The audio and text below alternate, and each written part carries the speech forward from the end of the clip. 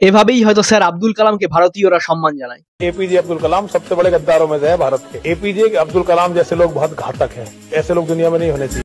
যে লোকটা আমেরিকা এবং নাসার মতো সংস্থায় নিজের কনফার্মড উজ্জ্বল ভবিষ্যতের রাস্তাকে ছেড়ে এই পুরা দেশের উন্নতির জন্য নিজেকে সঁপে দেয়, সেই লোকটা গদ্দার হবে না তো কি এই সাধু বাবারা হবে?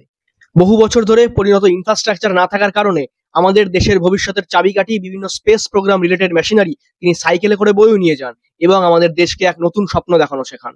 স্যার আব্দুল কালামের হাত ধরেই পোখরান নিউক্লিয়ার টেস্টের মাধ্যমে ভারত প্রথমবারের জন্য পারমাণবিক শক্তিকে হস্তগত করে এবং ঠিক একই কারণেই চীন, রাশিয়া এবং আমেরিকার মতো শক্তিশালী দেশের সাথে আজ ভারতের তুলনা করা হয়।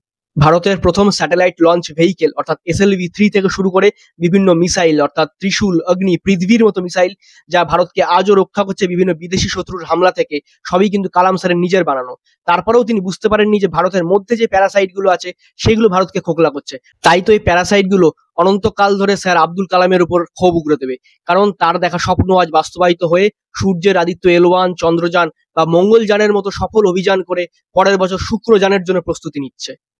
এভাবেই কালাম স্যারের স্পেস এবং রিসার্চের স্বপ্ন যত তাড়াতাড়ি বাস্তবায়িত হবে, তত তাড়াতাড়ি এই প্যারাসাইট এবং ধর্ম ব্যবসায়ীদের ব্যবসা বন্ধ হয়ে ভারত একটি বেটার ইন্ডিয়া হবে।